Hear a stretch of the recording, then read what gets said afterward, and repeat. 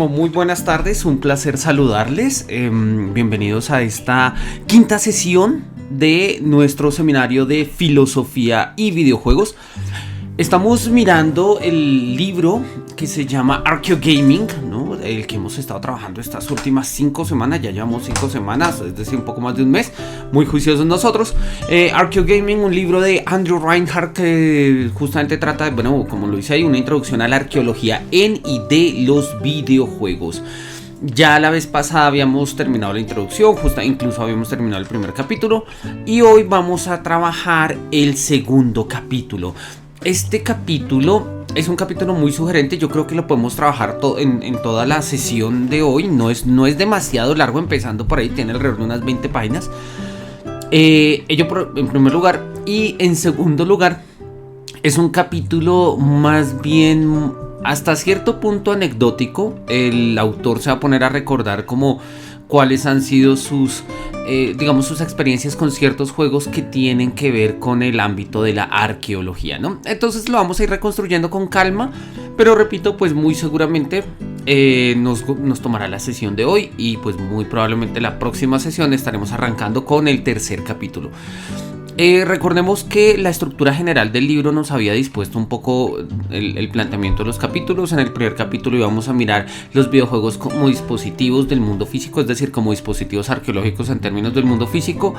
En el segundo capítulo vamos a mirar justamente lo que estamos viendo en pantalla, Playing as Archaeologists, o sea, jugando como arqueólogos. En el tercer capítulo vamos a mirar justamente los mundos de juego, o sea, los mundos in-game como espacios arqueológicos, que eso me parece a mí una pasada. Creo que es una idea maravillosa la que él está planteando ahí. Y en el cuarto capítulo vamos a trabajar... ya se me olvidó de lo que consta el cuarto capítulo. Bueno, lo vamos a ir mirando con calma. Ahora vamos a mirar en esta sesión el segundo. El segundo consiste, repito, en jugar como arqueólogos. Juegos que nos ponen a jugar como arqueólogos. De hecho, la pantalla publicitaria, esta que está ahí a la base, esa que estoy mostrando ahí, aparentemente se parece a la ciudad de Praga. De hecho, en sentido estricto es la ciudad de Praga. Está tomada de un juego que nos va a citar más adelante, y es el juego de Nibiru. Es un juego más bien extraño, un poco raro, un click and point muy al estilo de los 90s, pero si mi memoria no me falla salió como en el 2011. Es divertido, es interesante. Lamentablemente no sé en dónde se consiga, ya no está en Steam, lo jugué en su momento. Alguien me había prestado los discos, recuerdo. Y bueno, no sé en dónde están, pero bueno, valdría la pena volver sobre ellos. Vamos entonces a arrancar. Este capítulo, repito, nos va a hablar acerca de jugar como arqueólogos, lo cual de entrada nos pone, el título nos pone en perspectiva un planteamiento muy sugerente, ¿no? Si nosotros traemos a colación diferentes áreas de las ciencias sociales o de las ciencias humanas o en general de las ciencias, podemos empezar acá a poner la pregunta de, bueno, ¿cómo sería jugar como arqueólogo este juego? O qué significa jugar como físico, como lingüista, como geógrafo, como antropólogo, como filósofo, etcétera, determinados juegos. Yo creo que justamente hacia allá es donde apunta el capítulo. Lo vamos a ver en la conclusión. En la conclusión el autor da una idea que es muy cercana a la que ha inspirado desde pues mi propuesta de filosofía y videojuegos desde hace rato, y que consiste básicamente en que nosotros, para poder jugar un juego, no necesitamos, pues digamos, como pensar demasiado, simple y llanamente jugamos. Pero cuando nosotros queremos, digámoslo así, explotar todo el potencial simbólico, conceptual, cognitivo del juego, vale la pena pensarlo. Vamos a irlo mirando entonces con calma. Entonces listo, denme un segundito. Por alguna extraña razón no estoy viendo el panel de los chats por acá. Debería ser visible. Bueno, ahí parecería que sí. Bueno, vamos a ir mirando. Listo.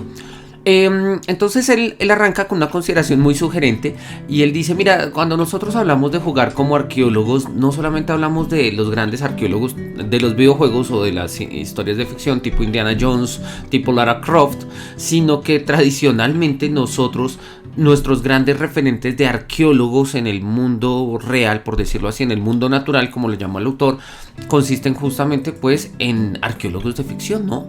Entonces gran parte, dice, del arqueogaming es de hecho jugado por arqueólogos de este mundo sintético, o propiamente dicho, digamos, denme un segundito, para que no nos interrumpe, de este mundo sintético propiamente dicho, de los mundos en juego, ¿no? Para algunos jugadores esto significa jugar una especie de juego de rol como arqueólogos, ¿sí? Pero que no quiere decir que estén pensados en términos exactos como un juego arqueológico. Él lo va a poner de una manera muy, muy sugerente más adelante, ¿no? Él va a decir que si bien en algunos juegos la arqueología es más o menos algo circunstancial, en otros hace parte, digamos, tiene una dimensión un poco más natural en el desarrollo de los personajes, de los juegos, de las historias. A veces uno juega por arqueólogo como por accidente, porque pues dicen que uno es un arqueólogo porque básicamente, como lo dice acá, o es uno un paleontólogo, o un gemólogo, o un geologista, o lo que sea, o un garbólogo. Habíamos visto la vez pasada. Dice, con los featurings, o sea, con las especificaciones de los videojuegos como arqueología, como en términos de asignarle un rol de arqueólogo a una persona, nosotros necesitamos entender cómo los desarrolladores y los jugadores perciben a los arqueólogos y la arqueología, y cómo aquellas asunciones o presupuestos afectan la creación del juego y el gameplay, ¿sí? Y pues se hace en términos puntuales la pregunta: ¿cuál es la noción popular de arqueología que se recibe, ¿sí? Y que luego pues se utiliza para crear entretenimiento digital interactivo? ¿Y cuáles de estas percepciones difieren de la profesión arqueológica real, actual y de sus propias prácticas? Es decir, tenemos como una distinción lo que significaría jugar de arqueólogo en, por ejemplo, Indiana Jones, Lara Croft o Tomb Raider, etc. Y lo que significa ser arqueólogo propiamente en otro tipo de espacios, ¿no? Espacios como pueden ser, por ejemplo, digamos, vamos a mirar un par de juegos, un juego que se llama Digit, otro juego que se llama también, pues el de Nibiru, etcétera, ¿sí? Y vamos a encontrar que hay una serie de matices, ¿no? Entonces vamos a mirarlo. Él dice... Cornelius Holtorf, que es un autor que de hecho en estos días me conseguí un par de texticos de él, entrevistas y un artículo que tiene un par de artículos publicados en la web, me ha encantado.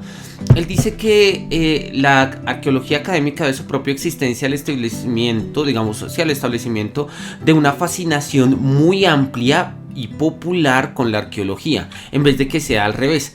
La arqueología académica es una de sus muchos sistemas de significación, lo cual es cierto. Nosotros, no solamente es cierto porque lo dice él, sino en términos de un diagnóstico, nuestros referentes arqueólogos no disciplinares terminan siendo seres de ficción, ¿no? Y eso lo dice acá, ¿no? The best known archaeologist in the world is a work of fiction, ¿sí? El arqueólogo más conocido en el mundo es el trabajo de una obra de ficción. Claro, dice, cuando alguien dice, oye, yo soy arqueólogo, y dice, wow, como Indiana Jones. Y pues sí, justamente tiene que ver un poco de qué es lo que hace un arqueólogo y hasta qué punto pensamos que Indiana Jones es un arqueólogo y si se parece o no se parece, o etcétera, ¿no? Entonces, como lo que nos está diciendo el profesor Holtorf es que lo que hacen los arqueólogos de verdad, reales, profesionales, con título, que estudian en universidades, etcétera, ¿sí? Es uno de los muchos sistemas de significación de lo que significa ser arqueólogo. ¿Eso qué quiere decir? No quiere decir que tengamos acá como una especie de modelo de lo que es arqueología y a partir de ello podamos nosotros describir es que en tal juego este personaje sí es arqueólogo o no es arqueólogo, sino que a partir de una epistemología que nos dice cuáles son los presupuestos propios de la arqueología y que los hemos estado trabajando propiamente en las sesiones anteriores, pues en lo que aparece el libro, ¿no? Un tratamiento con el pasado, un estudio de artefactos, etcétera, ¿sí? Un buscar los vestigios y las huellas, ¿sí? Un, digamos, desenterrar desenterrar lo que no es evidente y hacerlo inteligible a partir de lo que sí lo es, etcétera. Ese tipo de características pues hacen que nosotros tengamos una comprensión un poco más disciplinar del asunto, al mismo tiempo que signifique pues entender un poco el rol del arqueólogo. el profesor Andrew Reinhardt también pues se lo pone de una manera muy divertida. Dice, sí, yo puedo decir que soy arqueólogo como Indiana Jones, pero eso no quiere decir que pues me la pase blandiendo un arma o peleándole pues pegándole puños a los nazis o cosas por el estilo, ¿no? Más bien valdría la pena identificar hasta qué punto significa que Indiana Jones, por ejemplo, es un arqueólogo, cosa que va a mostrar más adelante que en particular en los videojuegos no lo es mucho, ¿sí? Dice que una de estas grandes representaciones que nosotros tenemos y que es muy muy amplia en el mundo de la arqueología es que el arqueólogo es imaginado como un ser que viaja mucho, ¿sí? Y que ha visitado o que ha estado en locaciones exóticas, ¿sí? Y pues eso lo podemos ver nosotros en ciertos juegos, ¿no? Pues los de Uncharted, por ejemplo. Los juegos de Indiana Jones, hace rato no sale un juego de Indiana Jones. El último que yo recuerdo salió para la primera Xbox, ¿sí? Y pues bueno, digamos que ahorita como que el testigo lo llevan otro tipo de juegos como la saga de Tomb Raider, la nueva trilogía, la tetralogía de Uncharted, etcétera. Y pues justamente viene un poco como la pregunta de bueno, ¿hasta qué punto nosotros podemos jugar como arqueólogos, no? Y entonces dice, mira, lo curioso es que cuando nosotros nos ponemos a jugar en el rol de un arqueólogo muchas veces en sus juegos, pues no hay arqueología en los juegos originales. Ahí lo dice, ¿no? Justamente acá está la flecha en rojo. There is no archaeology in the original Riders game. No hay arqueología en este tipo de juegos de Cazadores del Arca Perdida en su versión para Atari y posteriormente la de Nintendo, y no lo hay porque pues básicamente es un juego de plataformas, es decir, nada de lo que nosotros podríamos caracterizar como arqueología, es decir, que tiene que ver con una reconstrucción del pasado, una confrontación con artefactos, un uso de métodos, herramientas, instrumentos, medidas, etcétera, nada de eso aparece, simplemente es un personaje que huye, ¿sí? En el juego, por lo menos de Nintendo, y pues eso hace que el juego no sea exactamente nada de lo que sea la arqueología aparece en este juego, pese a que nosotros decimos que jugamos como un arqueólogo. ¿Eso es suficiente? ¿En qué consiste jugar entonces como un arqueólogo? Él nos va a hacer la pregunta, que es una pregunta metodológicamente sugerente, como lo pongo ahí, y dice, bueno, ¿qué otro tipo de juegos incluyen arqueólogos como personajes jugables? Y me parece sugerente justamente por lo que les decía desde el comienzo. Creo que valdría la pena hacerse la pregunta en sentido amplio. ¿Qué tipo de juegos me permiten a mí jugar, por ejemplo, como filósofo? ¿O qué tipo de juegos me permiten a mí jugar como escritor? ¿O qué tipos de juegos me permiten a mí jugar como, no sé, en la mayoría de videojuegos hay como ciertas profesiones, a veces no son profesiones, a veces son oficios, que están bastante consolidados en términos de los juegos, digamos, del sector de juegos, ¿no? Soldados, ¿no? Hay muchos juegos donde uno juega a ser soldados. También hay muchos juegos donde uno juega a ser policía, por ejemplo. En parte por las mecánicas de las armas, en parte por la construcción simbólica y cultural que nosotros tenemos de lo que es el ejército y la policía, bueno, etcétera. Pero naturalmente hay otros escenarios, ¿no? Un poco ahorita con todos estos simuladores, el Cooking Simulator me permite a mí jugar como cocinero, ¿sí? El Surgeon Simulator me permite a mí jugar como un médico cirujano y así sucesivamente, ¿no? No obstante, pues hay muchas, digamos, la pregunta se vuelve sugerente justamente porque nos abre a la idea de cómo podríamos nosotros pensar nuevas opciones de juegos a partir de las actividades humanas. Y eso en el fondo pues tiene que ver naturalmente con un ejercicio arqueológico, por lo menos de segundo orden, creo yo, en la medida en que si bien crear un juego según profesiones no es que sea arqueología en sentido estricto, sí podemos nosotros tener una relación con profesiones pasadas que puedan ser, por lo menos ahora que son inauditas, ¿sí? Restauradas a partir de un juego. Había una profesión, por ejemplo, antiguamente, que era la del farolero, ¿no? La persona que iba encendiendo los faroles, aparece ahí en el libro del Principito. Y pues hoy en día no está. Pero la figura del farolero ha sido una figura poética, narrativa, apareció en poemas, en obras de teatro y demás. Por ahí uno podría figurarse alguno en alguno que otros videojuegos. Pero oye, sería una posibilidad interesante de reconstruir a partir de un personaje que pueda ejecutar un oficio o una profesión, o un oficio ya perdido en la historia. Podríamos nosotros justamente reconstruir una serie de relaciones con el pasado. Y creo yo, repito, que ahí tenemos una dimensión arqueológica sugerente. Bien, a mí esa pregunta me gusta mucho, entonces por eso la he dejado ahí pues marcada. Y vamos a mirar un poco lo que él va a considerar que ahora que va a ser la tarea de este capítulo. Dice que en la parte de abajo hay un listado, un pequeño listado alfabético de juegos representativos y de tipos de juegos que caracterizan a los arqueólogos como el carácter principal, ¿no? Como el personaje principal del juego, ¿no? Dice, el principal criterio de selección de estos juegos en esta lista, además pues de incluir algunos juegos de la compañía y los desarrolladores de la misma, es que el publisher del juego o el creador claramente afirma que el jugador principal es de hecho un arqueólogo. Y llama entonces poderosamente la atención. No son pocos los juegos que se presentan de esta manera. Y pues llama poderosamente la atención que nosotros tengamos acá como una serie de referencias en ese tipo. Podríamos mirar un par de juegos. De hecho, denme un segundito. Yo tenía acá abierta una ventana de YouTube justamente con algunos videos, pero no sé, tengo acá un problema para compartir la pantalla. Hoy el OBS me está molestando un poco. Denme un segundito.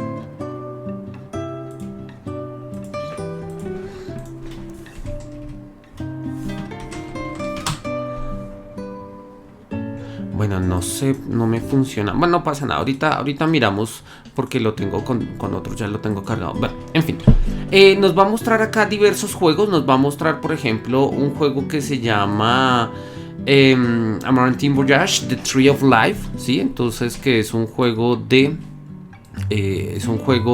del 2013, en cuyo pues que el publisher afirma directamente que durante tu carrera como un arqueólogo, ¿sí?, tú has creído firmemente que el árbol de la vida simplemente era un mito.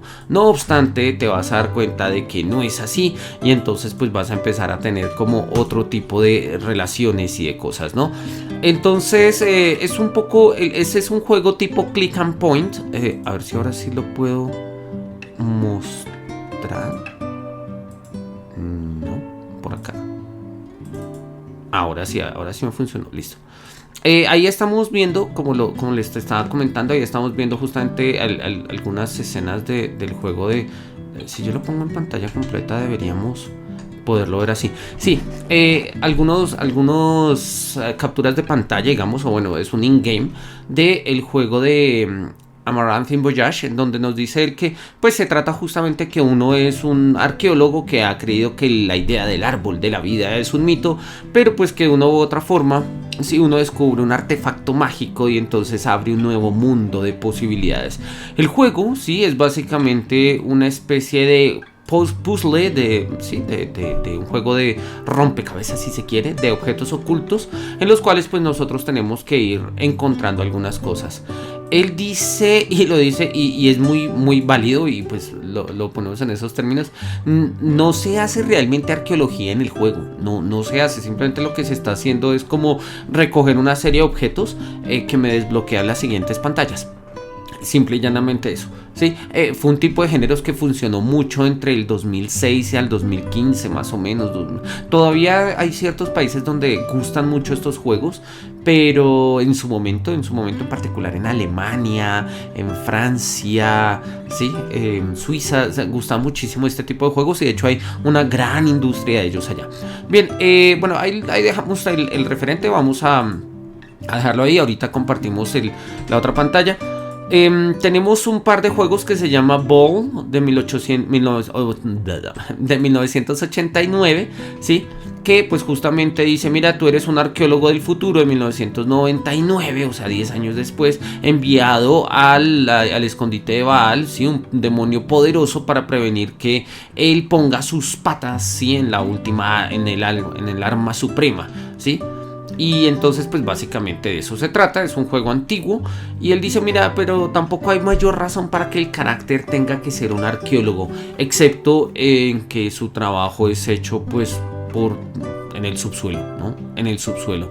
Y pues básicamente lo mismo va a pasar con el siguiente juego, que también se llama The Ball. Bueno, el anterior era Baal, este se llama The Ball, que es un juego del 2010, es un first person, digamos, una aventura en primera persona, donde el jugador controla a un arqueólogo atrapado en el subsuelo de una ciudad y está armado únicamente con un artefacto, ¿sí? Que puede atraer o repeler una gran bola de metal, ¿sí? El progreso para progresar en este juego, la bola debe ser guiada, ¿sí? Y pues digamos ser disparada a los mecanismos del puzzle, ¿sí? Actuar como una plataforma y defender o atacar en el combate, etcétera, etcétera. Dice, del hecho de que el jugador, en este caso, ¿sí? El carácter jugable, el personaje jugable, sea un arqueólogo, simplemente sirve para explicar por qué esta persona está por debajo, digamos, en el subsuelo underground, ¿no? O sea, por debajo de la tierra, e interactúa con un artefacto. Pero pues realmente no hay mayor razón para que pues sea un arqueólogo, ¿no? Para que sea un arqueólogo. Entonces, bueno, pues ahí tenemos como justamente esta misma idea. Este juego es un juego bien sugerente, porque no es un videojuego en términos de video, o sea, no es que haya video, el juego Buried. Es un juego free to play que se va basado en texto, ¿sí? Y es un juego que se podía jugar en navegadores. Lo estuve tratando de jugar, pero ahorita está desactivado, en parte porque corría con Flash.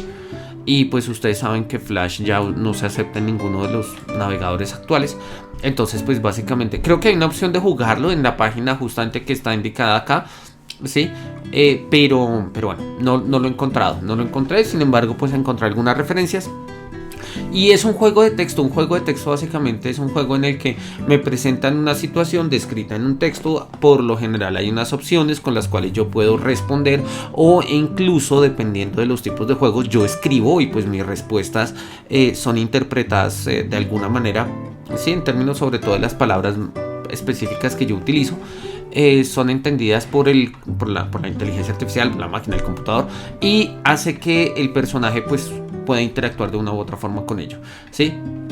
El jugador de hecho juega como un arqueólogo real que toma decisiones vitales, ¿sí? Que un arqueólogo podría hacer. Dice, el juego es, en términos de género, edad y de raza, pues bastante neutral en ese sentido. Los jugadores, pueden ser lo que ellos quieran ser, en tanto que en tanto que balanceen el ejercicio arqueológico con el trabajo académico, la vida social y una historia llena y compleja con una serie de emociones y demás.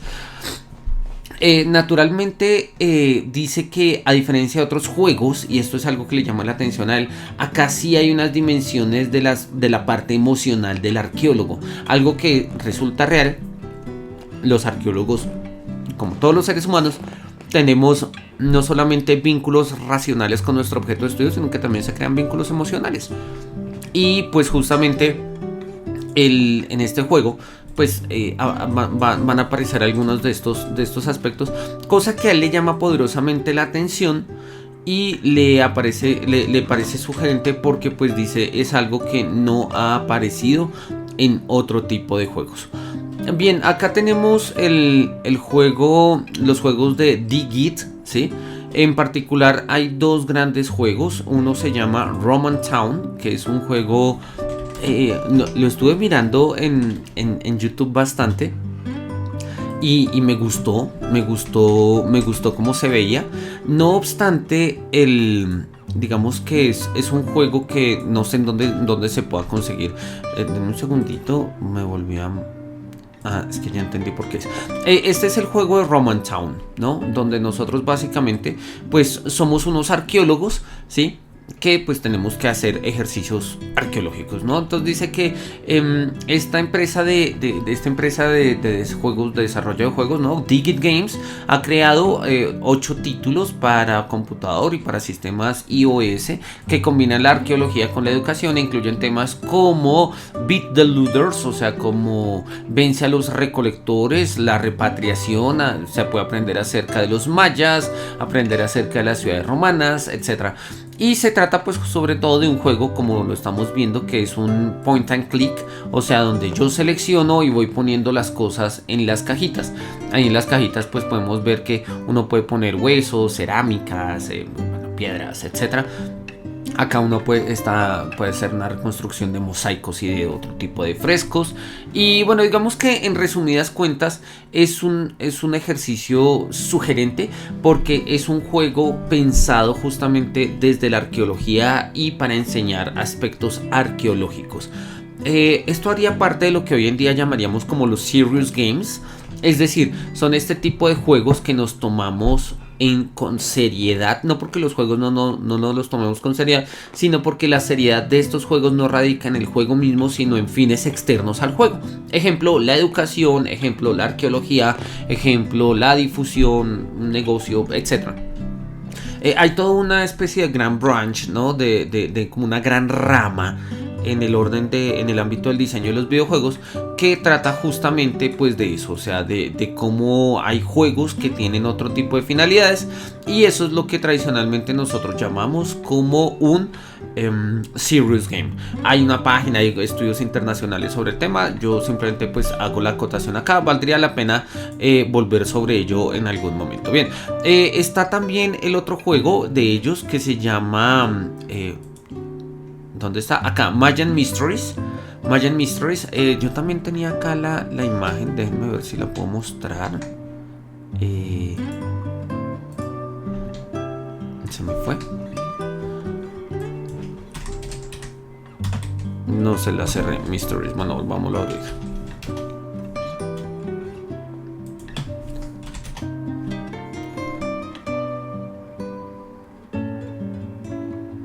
Listo, acá está, Mayan Mysteries. Este es un juego, pero no lo estoy proyectando, ahora sí. Mayan Mysteries, este es un juego que salió justamente para iOS. Y pues es un juego en el que hay distintos entornos. Nosotros jugamos como una especie de arqueólogos. Bueno, una especie no, como unos arqueólogos donde tenemos que recoger artefactos. Tenemos que revisar algunos aspectos de la tradición maya, justamente como para entender cómo funcionan ciertas trampas, ciertos mecanismos. Pues es un juego de aventuras realmente, pero hace parte justamente de esta idea. Que el personaje sea un arqueólogo no es algo necesario, pero simplemente le da algo de verosimilitud al ejercicio mismo de que nosotros podamos jugar, pues en este sentido como... pues digamos en un contexto no típico de un juego, y pues un contexto no típico son el de unas ruinas mayas, pese a que quizás la industria de los videojuegos nos pueda decir lo contrario. Pero bueno, ese es otro de los juegos que tienen ellos. Es un juego, no lo he jugado tampoco en términos, digamos, en un iPhone o en un iPad, pero es un juego que llama poderosamente la atención, justamente porque han servido como juegos para difundir estas tradiciones, digamos, precolombinas, a partir de un ejercicio disciplinar de la arqueología en un medio, digamos, que está en boga hoy en día, que son los videojuegos.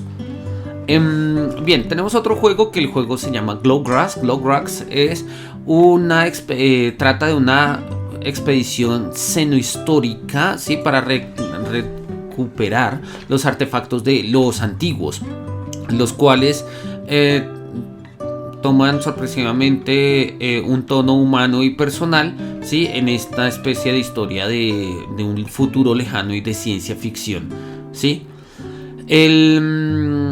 Bueno, él nos dice que Glowgrass, que es este juego, es un juego free to play que tiene una ficción interactiva y es un título escrito en el estilo de Infocom, ¿sí? Textos que contienen algún tipo de puzzles. Y dice que es uno de los pocos juegos que de hecho, ¿sí? Hacen de la arqueología, o perdón, aplican la arqueología a un mundo alienígena. Hay otro juego que de hecho lo puse acá porque es un juego que a mí en lo personal me gusta bastante. Y voy a ponerles básicamente acá como se me fue. No, vuelve y juega. Acá está.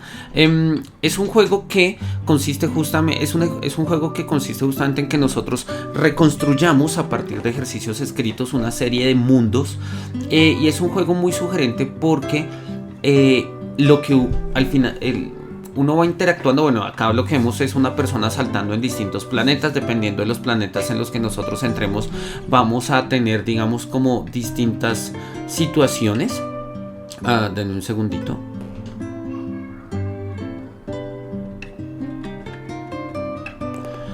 Entonces, en el momento en el que nosotros entremos a uno de los distintos planetas, vamos a encontrar distintas, pues, cosas, ¿no? Vean ustedes que acá justamente aparece como Start Writing Your Stories, Recommendation, Red Cancel.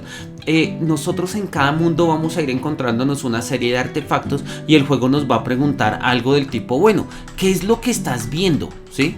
Pongámoslo, avancemos un poquito. Entonces dice, uno se encuentra con este artefacto, ¿sí? Y entonces uno va a escribir. Y entonces acá dice como, oh, mira este lugar, es tan raya. Y uno tiene que escribir, acá escribió alguien, es demasiado horny. Y la arena, entonces sigue uno escribiendo. También es así como tan desolada, ¿sí? Como, etcétera, etcétera, etcétera. Uno está haciendo un registro de las experiencias que uno tiene en distintas partes y, digamos, aventuras de mundos alienígenas, y al final pues uno puede compilar todas sus aventuras en un texto. Naturalmente el videojuego es un videojuego, como ustedes lo están viendo. Nosotros estamos interactuando acá claramente con nuestro personaje y una serie de objetos a partir de los cuales pues nosotros podemos escribir y hacer cosas, pero lo interesante es que a la base hay unas plantillas y sobre estas plantillas nosotros pues como que podemos escribirnos. Entonces ese digamos que es como un poco la trama de este juego que se llama Elegy for a Dead World. Y me parece muy sugerente justamente porque dice, mira, o sea, cumple un poco con el criterio de lo que él está diciendo. Dice que es uno de los pocos videojuegos aplicados a la arqueología en el mundo exterior. Y esto es uno de los pocos videojuegos que no solamente se tratan de escribir, sino que también hacen referencia a una escritura arqueológica en un mundo exterior. Eso me parece maravilloso. Eso me parece maravilloso, ¿no? Entonces son opciones de juegos muy, muy válidas y muy sugerentes. Tenemos a continuación otro tipo de juegos, ¿no? Como un juego que se llama Hunt Ancestor, ¿sí? Publicado por la BBC, también en todo el marco de los Serious Games, ¿sí? Donde pues básicamente dice que uno tiene que, bueno, pues básicamente cazar al ancestro, ¿no? Como su nombre lo indica. Dice que los jugadores asumen el rol de el director de una excavación y pues que tiene que hacer todas las decisiones arqueológicas y de budget, o sea, presupuestales, en torno a dónde y cómo se va a cavar en Inglaterra. El juego incluye investigaciones históricas, fotografías aéreas, geofísicas y más. Entonces es un juego de la BBC, ¿sí? Pues ustedes saben que la BBC es como, bueno, también es una gran marca y tiene centros de entretenimiento, cultura, difusión, noticias, etcétera. Y pues en este caso es un ejercicio también de sensibilización a partir de lo que son la relación con el pasado, o sea, un ejercicio claramente arqueológico a partir pues de una, pues digamos, de una interacción muy, muy concreta con ciertas mecánicas propias de la arqueología. Denme un segundito, por favor. Denme un segundito que están tocando la puerta y me acaban de avisar. Voy a dejar acá rodando el juego y denme un segundito.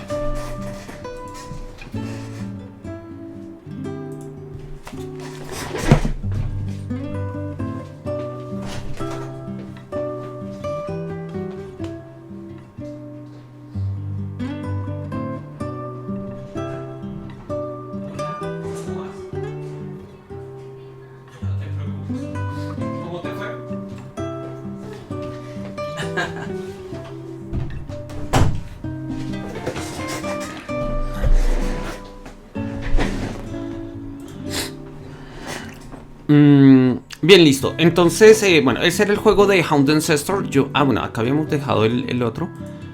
No pasa nada. Vamos a mirar los otros. Tenemos la saga de Indiana Jones, donde pues en Indiana Jones hay de distintos tipos. En particular, bueno, él va a hacer referencia sobre todo a los primeros juegos.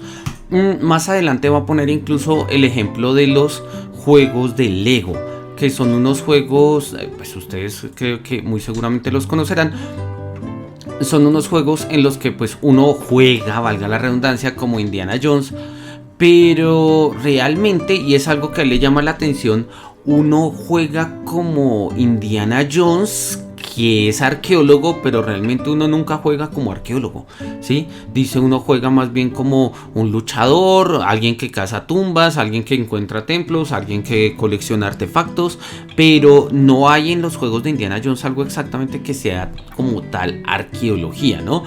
Y dice, bueno, pasa lo mismo en los juegos de Indiana Jones, ¿no? El carácter, el personaje es menos que un arqueólogo, ¿no? De hecho es más aventurero que arqueólogo, ¿sí? O es menos arqueólogo que aventurero, la traducción literal.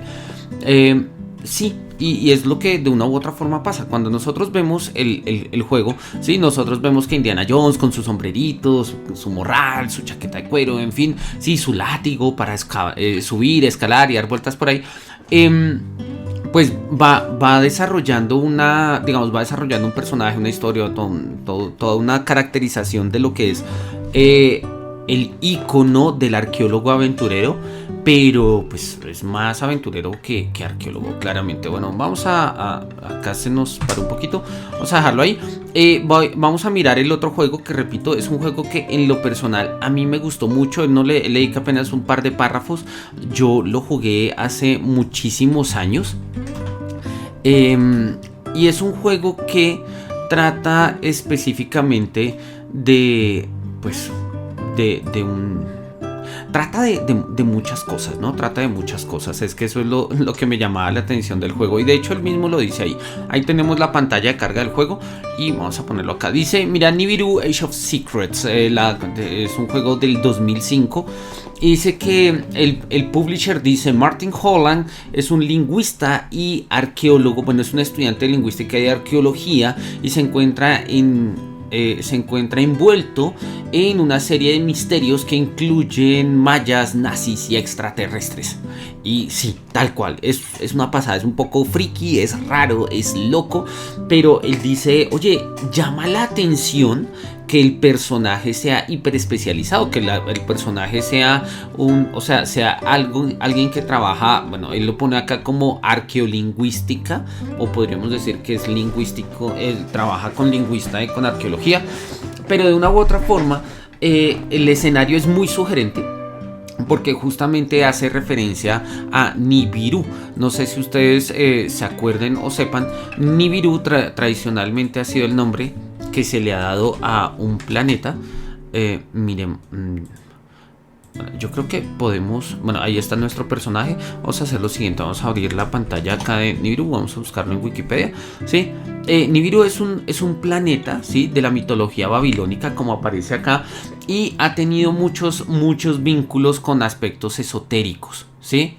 Entonces, obviamente el juego aprovecha eso y entonces sitúa, digamos, este deseo de esoterismo, si se quiere, justamente en un contexto muy específico del siglo XX, que fue digamos, toda la búsqueda nacional socialista por artefactos antiguos. Es algo que ha explotado Indiana Jones, algo que ha explotado Marvel, algo que ha explotado Nibiru, en fin, pues porque de hecho sí fue así. Los nazis tenían una especie de área donde asumían que cualquier forma de contener el poder, así fuera místico, pues podía valer. Y bueno, eso tenía sus razones historiográficas, no vienen ahorita el caso, pero pues tenemos ahí nosotros como un ejemplo, ¿no? Acá en Nibiru pues tenemos como otro tipo de digamos, de escenarios, ¿no? La persona con el que uno juega, o sea, el personaje, ¿cómo se llama? Martin Holland, ella aparece. Pues uno está en sótanos, uno va a trabajar también, por ejemplo, en centrales energéticas. Uno naturalmente tiene que recurrir a diarios, ahí uno encuentra sus temas de pirámides, relaciones con temas de animales. No tengo ni idea en qué idioma está esto, parece que es algún tipo de traducción de algún transcripción en una lengua no latina. Se me olvidan el nombre de la cirílico, es que se le dice a todas estas lenguas que vienen de Bulgaria, Rusia y demás. Creo que sí, bueno, tendría que revisarlo. O polaco podría ser, no me extrañaría. Bueno, es un juego muy llamativo. Si algún día tienen la oportunidad de jugarlo, jueguenlo. Es raro, repito, o sea, además que no parece pegar muy bien. Eso de pegar nazis, mayas y extraterrestres, pero lo hace. No es un juego particularmente corto. Él dice que dura de 20 a 30 horas. Y bueno, dice, es tiempo, pero pues vale la pena también como dedicarle un ratico a mirarlo en algún momento. Los siguientes juegos que tenemos es uno de 1984 que se llama Omomia, ¿sí? Omomia. Dice que en este juego pues es una mezcla de Pac-Man y Concentration. Y que pues básicamente se trata de alguien que se mete a una pirámide y tiene que buscar unos artefactos y evitar que la momia los coja. Y pues ¿quién se mete a las pirámides? Pues los arqueólogos, naturalmente. Otro juego, Riddle of the Sphinx 2, como el acertijo o el enigma de la Esfinge 2. Pues inicia justamente con esa descripción. Dice: mira, tú eres un arqueólogo cuyos colegas recientemente acaban de descubrir un papiro antiguo que contiene muchas advertencias acerca de la profecía del fin del mundo. Descubre el secreto, ¿sí?, que te vincula con antiguas civilizaciones, desde los códices mayas hasta Stonehenge, desde la isla de Pascua hasta la ciudad perdida del Atlantis, ¿sí? Y pues adicionalmente algunas cámaras secretas bajo la Esfinge y el misterio del Triángulo de las Bermudas. O sea, básicamente pues es una especie de hay todo. Ahí está de todo. Es interesante y por eso pongo ahí que me parece, es una metáfora poderosa. El tema del fin del mundo es súper cliché, funciona un montón para hacer películas, videojuegos, novelas, libros, cómics y demás. Pero el hecho de que podamos nosotros pensar, ¿sí?, el fin del mundo como una metáfora que distintas culturas le han dado a distintos escenarios, podemos volverlo, o sea, no proyectarlo a futuro como una realidad, sino como una metáfora de significación. Y tenemos nosotros otro tipo de lecturas. Sobre eso, pues también hay muchas cosas escritas. Simplemente es un tema que a mí me llama la atención. El año pasado justamente salió un texto que publiqué en la universidad en donde trabajo, que se llama Hermenéutica para un mundo después del fin del mundo, y son un poco, es una recopilación de ensayos en torno a algunos filósofos que han hablado del fin del mundo, ¿sí? Y pues me interesa un poco justamente eso. El fin del mundo que tenían los estoicos era muy diferente del fin del mundo que teníamos, por ejemplo, del que habla Kant o del que hablamos nosotros en el siglo XXI. Pero de una u otra forma están vinculados, ¿no? Porque al final de cuentas el fin del mundo habla más de nosotros que del fin del mundo en sí mismo. Bien, tenemos otro juego acá, el juego que se llama Spyra, Spyra. Y este no lo conozco, es del 89 de Ubisoft. Dice, bueno, el publisher, o sea, Ubisoft dice: tú eres un arqueólogo que está buscando por una civilización perdida que está por debajo del océano Atlántico. Simple y llanamente porque así es, ¿sí? Entonces él dice, bueno, pues es una forma de presentarlo. Hace una referencia a la saga de Assassin's Creed, ¿sí?, que tienen una dimensión de una reconstrucción muy fuerte de la dimensión histórica de los distintos lugares, ¿no? En Assassin's Creed 1 nosotros que están ambientadas en las cruzadas, nosotros visitamos ciudades como Acre, por ejemplo, nosotros visitamos Jerusalén, etcétera, y bueno, es una reconstrucción muy sugerente. Va a pasar lo mismo con las otras sagas, ¿no? Assassin's Creed 2, que está ubicado en el Renacimiento en Italia, Assassin's Creed 3, que está ubicado en Estados Unidos en la Independencia y demás. Entonces Entonces ahí pues tenemos como distintas referencias. Vamos a mirar ahora a continuación otro que este es de Tomb Raider, que justamente quería mostrarles este video por una pequeña consideración. Listo, ahora sí, acá está el video. Listo, ahí me apareció. La saga de Tomb Raider, dice, bueno, hay muchos Tomb Raider, ¿no? Desde el primero, 2, 3, The Last Revelation, Chronicles, Tomb Raider, La Maldición de la Espada, etc. Lara Croft, dice, es el segundo personaje, ¿sí? Después de Indiana Jones en ser identificado como el arqueólogo más reconocido, ¿sí? Aun cuando se trate de un trabajo de ficción. Y dice, mira, pero si bien es cierto que Indiana Jones por lo menos cumple con el perfil arqueológico de ser profesor, aun cuando eso se ve en las películas, no en los juegos.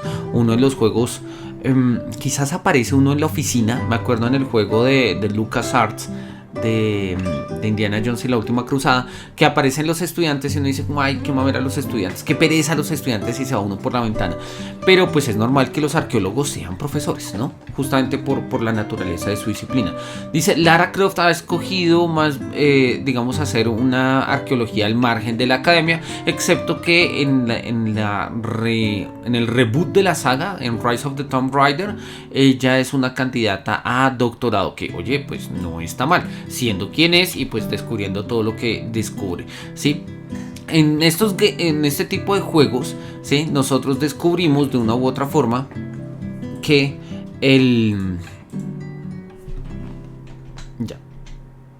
nosotros descubrimos de una u otra forma que la arqueología se hace de una manera diferente en los videojuegos a como se hace en la vida real, ¿no? Digamos. Entonces acá, en vez de ser un héroe que tiene una profesión de arqueólogo, ¿sí? Más bien la arqueología termina siendo un atributo de lo que es un héroe. Y eso suele pasar en personajes como Lara Croft y como en Indiana Jones. Justamente el video que estoy compartiendo ahí está mostrando donde Lara Croft puede recoger ciertos artefactos que están pues dispersos en distintas partes del mapa, tótems, artefactos en general.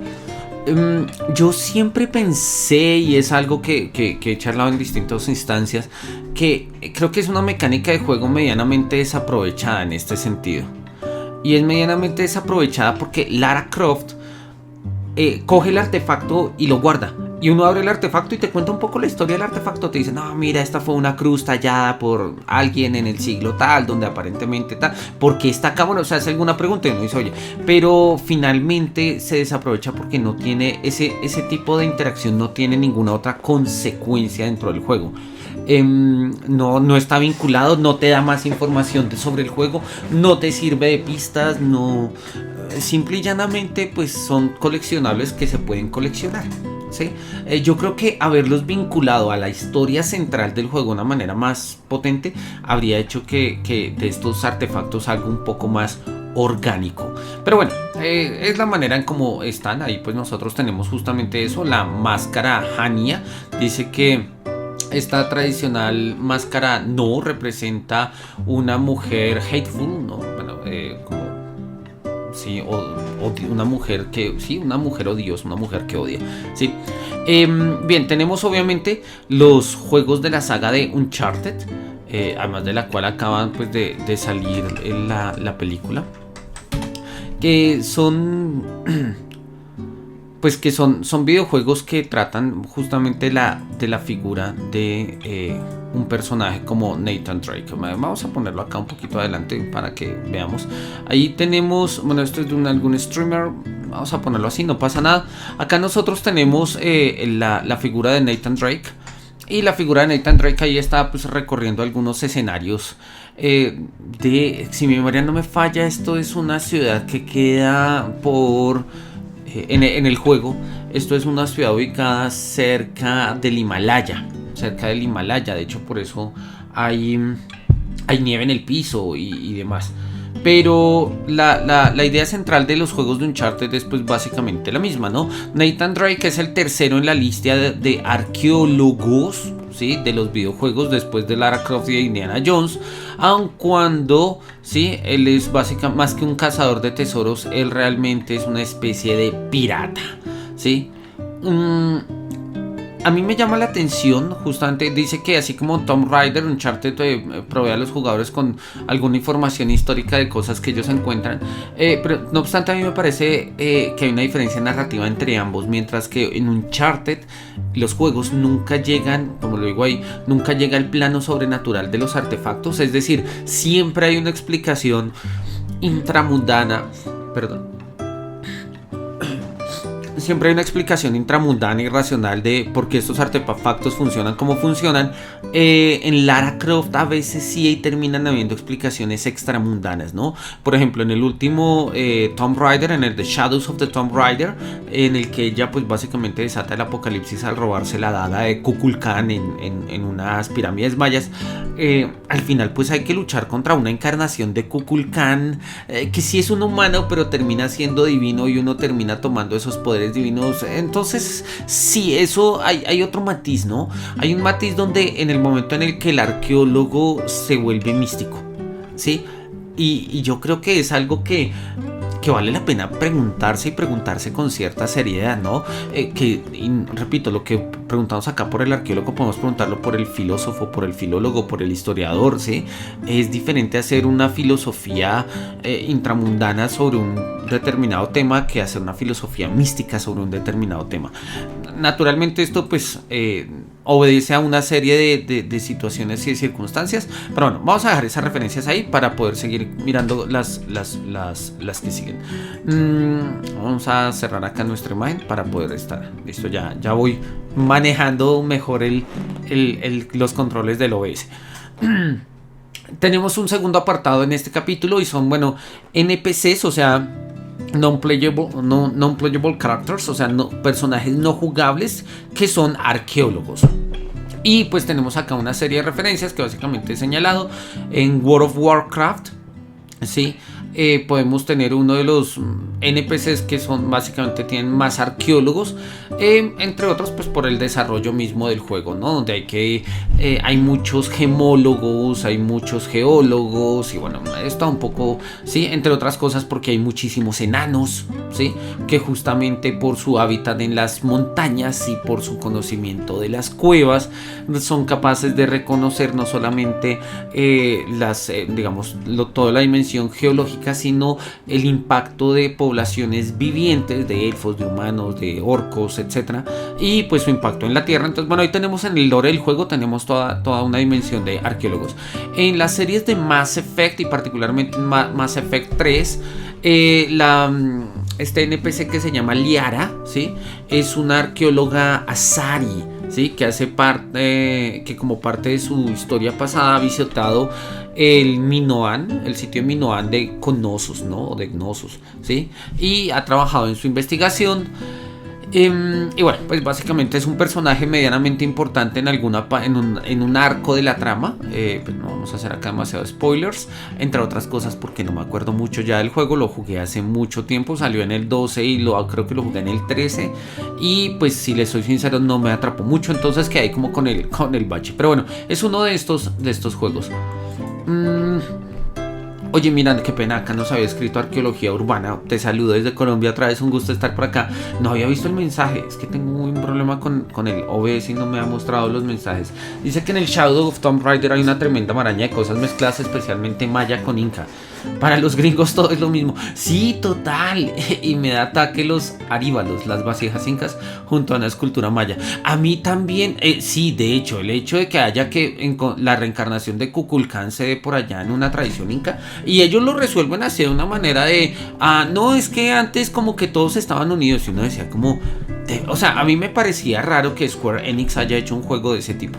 Digo, Square Enix hacen investigaciones un poco más sensatas, ¿sí? Estudios como Square Enix, como Ubisoft, por ejemplo, Ubisoft con todas las reconstrucciones de Assassin's Creed, se toma, naturalmente hay imprecisiones históricas, tienen que haberlas. Una de las más importantes, por ejemplo, en Assassin's Creed, no es arqueológica, pero pues es histórica y llama la atención, es que en la recreación, en Assassin's Creed Unity, en la recreación de Notre Dame, de nuestras, sí, la Catedral de Notre Dame, pusieron la aguja que nosotros vimos que se incendió hace un par de años. Esa aguja, justamente en la época en la que ocurrió el juego, no estaba sobre la iglesia. Había una aguja antes que la tumbaron por fallas estructurales y la montaron hasta después de los sucesos del juego. Pero los diseñadores dijeron, oye, vale la pena poner la aguja simple y llanamente porque es algo que es valioso y tal. Es decir, hay un ejercicio reflexivo detrás de la creación del mundo del juego. Pero sí, tienes toda la razón. Esta mezcla loca y un poco apabullante y extraña de elementos mayas con incas, tal cual estoy de acuerdo contigo. Para los gringos es como si todo eso fuera lo mismo. Bueno, valdría la pena escribir un poco sobre eso, creo yo. Bien, tenemos otros juegos, ¿no? El Bungie de Destiny es un first person shooter, ¿no? Donde pues básicamente hay personajes conocidos como los criptoarqueólogos, ¿sí?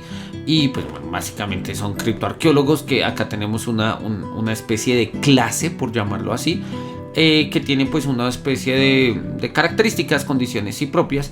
Y acá dicen, hagámosle el zoom para que lo podamos ver, dicen que los criptoarqueólogos decodifican el pasado de nuestros enemigos, el pasado y a nuestros enemigos, buscando nuevos descubrimientos en términos de engrams, no sé qué significa, y artefactos para que sean regresados a los guardianes. Bueno, pues ahí está la clase de los criptoarqueólogos, perdón, que pues hace parte del lore de Destiny. Tenemos otra consideración antes de entrar, como digamos, a unos aspectos particulares que le llaman la atención y a mí también, y es la recepción pública de la arqueología. Él dice, mira, como lo acabamos de ver en las páginas anteriores de este capítulo, la arqueología puede ser muy buena para hacer videojuegos, especialmente cuando incluyen aventuras, peligros, ubicar ítems, o sea, objetos, resolver acertijos, ¿sí? O resolver en este caso puzzles, o sea, trampas, mecanismos, y salvar el mundo pues como del último mal, ¿no? Y pues bueno, ahí lo tenemos, la representación fantástica de la arqueología es súper útil para crear videojuegos. No obstante, y él llama la atención justamente de eso, sé que la arqueología resulta muy sugerente, llama mucho la atención. Dice que la arqueología sostiene una fascinación para los no arqueólogos, ¿sí? Justo como la tiene para los arqueólogos en sí mismos, ¿sí? En parte porque es una pregunta por el sentido del pasado, sobre todo por el sentido del pasado ya perdido y del cual apenas nos quedan sus restos, sus ruinas o algunos de sus artefactos, ¿sí? La daga de Tomb Raider, no sé, las máscaras, en fin, cada uno de estos juegos va a tener algo. No obstante, y yo creo que eso es algo que vale la pena hacer el énfasis aquí antes de seguir, es justamente esa idea de qué significa una relación con el pasado. ¿Qué significa una relación con el pasado? Hay una de las consideraciones intempestivas de Nietzsche, en particular la segunda consideración intempestiva, que se llama de los perjurios de la historia para la vida. Bueno, así se llama en español. Él dice que hay un problema, digamos que podríamos tener como tres formas de hacer historia, ¿sí?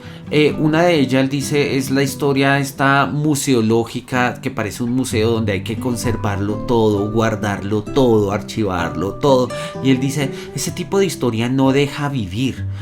Y Nietzsche lo va a decir de una manera muy sugerente. Nuestra relación con el pasado ha de ser vital, ¿sí? Es decir, no se trata de conservar el pasado simple y llanamente porque es pasado. Se trata de conservar el pasado porque de una u otra forma es vital para nosotros.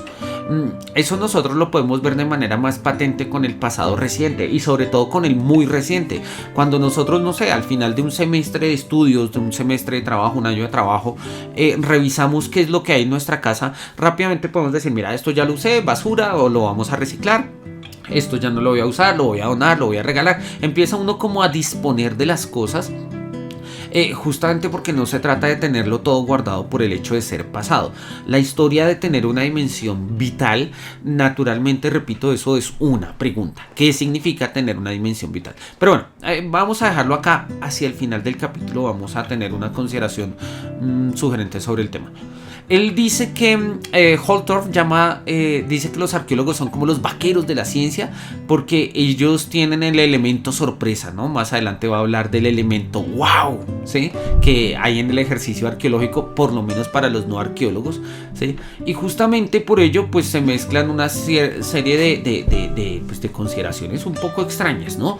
Entonces dice, mira, hay una serie de prejuicios, o si se quiere como de percepciones públicas, la llama él, de la arqueología, ¿no? Entonces que la arqueología es sobre buscar y encontrar tesoros, sobre que el ámbito de la arqueología es básicamente hacer descubrimientos en locaciones exóticas. Básicamente, y me gusta esa definición, el arqueólogo es un detective del pasado y la práctica práctica arqueológica, ¿sí? Constituye de una u otra forma la magia de la arqueología misma. Y sí, pues cierto, son prejuicios, y son prejuicios que se han construido en parte de las películas y sobre todo muchas veces también a los videojuegos. Tomb Raider e Indiana Jones y en todas sus series continúan y explotan estas ideas básicamente hasta el infinito y más allá. No obstante, pues van a haber tensiones, ¿no? Hay una cosa es lo que nosotros hacemos en términos arqueológicos como disciplina científica, ¿sí? En su relación con el pasado, con que estudia artefactos y demás, y otra es lo que nosotros hacemos con la arqueología dentro de un videojuego. Entonces pues justamente eso es lo que tenemos que mirar, ¿no? Hay un aspecto, y me gusta, lo acabo de decir, pero lo voy a hacer el énfasis acá. Hay una dimensión llamativa, y es que es la idea del factor wow, ¿no? Entonces, que vale la pena justamente pensarlo, porque eso, como lo dice ahí, ¿no? La arqueología se percibe como si fuera divertida por los no arqueólogos, justamente porque se supone un wow, el factor wow, en descubrir y resolver problemas. Pero como toda disciplina científica, implica estudio, implica investigación, implica ejercicio. No todos los arqueólogos están todo el tiempo en salidas de campos, ¿sí? Gran parte del ejercicio arqueológico se hace en bibliotecas. Algo de eso lo muestran las películas de Indiana Jones, ¿no? Arqueología Urbana nos está comentando que hay un libro en español bien interesante porque varios de sus capítulos hablan de la relación de la sociedad con la arqueología y los arqueólogos y el pasado y la representación de ambos en los medios de comunicación. Es bien interesante y entretenido de leer al que le interese y es gratis. Oye, pues maravilloso, de una vez lo voy a dejar abierto. Muchísimas gracias. Arqueología Pública en España. Buenísimo, descarga el PDF gratis en adjuntos o compra uno de los últimos ejemplares. Bueno, pues vamos a tenerlo acá justamente para mirarlo. No tenía ni idea de esta publicación. De hecho, no tenía ni idea de... Bueno, pues es que es una tienda de publicación de textos arqueológicos. Me parece muy, muy llamativo. Oye, de verdad, muchas gracias, corazoncito. No sé, hoy tengo un problema con el chat y no me lo está dejando funcionar. Pero bueno, vamos a dejarlo de ese tamaño por ahora. Listo, muchas gracias por la referencia. De todas maneras, ahí quedó. Ah, no, pero tú sí la alcanzas a ver. Tú me escribes ahí en el chat y se ve, pero yo no lo veo. Raro. Bueno, no pasa nada. No pasa nada. De todas maneras, muchas gracias por compartirlo, de verdad. Sí, cuando publique el video en el canal de YouTube voy a dejar el link ahí en la cajita de comentarios, pues para que podamos descargarlo. Listo, sigamos un poco con lo que viene acá a continuación. Nos dice que el problema no es la falta de la comprensión pública de la ciencia, sino justamente la falta de comprensión científica del público, ¿sí? Por parte de los arqueólogos. Y yo creo que eso no simplemente aplica a la arqueología, en general aplica a todo el saber. Hay un texto de Odo Marquardt, es un filósofo muy sugerente. Yo escribí mi tesis doctoral sobre él, entonces me encanta. Pero es un autor que tiene apuntes muy sugerentes. Odo Marquardt va a decir que uno de las consecuencias de la aceleración o hiperaceleración que nosotros vimos en el mundo contemporáneo es que ya no hay tiempo de conocer a profundidad los argumentos y demás. Entonces que en el flujo de información nosotros nos quedamos básicamente con statements, o sea, con afirmaciones, con ideas, y pues las asumimos como verdades porque decimos que está científicamente comprobado, y pues hay artículos que dicen que eso está científicamente comprobado pese a que nosotros no lo entendamos. pese a que nosotros no lo entendamos. Entonces, cuando uno se mete en un área hiperespecializada, bueno, ni siquiera hiper, un área especializada, ¿sí? La arqueología, la física, la biología, la química, la filosofía, a veces uno termina hablando en el ámbito justamente académico, y el problema ahí es que no solamente cuando uno quiere expresar sus ideas, no solamente uno ve la barrera de cómo traducir los términos técnicos a términos no técnicos para hablar con el común de los mortales, sino por otro lado, el interés que tiene el común de los mortales en comprender justamente aquellas cosas que uno está diciendo. Y eso se vuelve una cuestión un poco extraña, ¿no? Es decir, epistémicamente, no, todo saber se justifica por el hecho de ser un saber.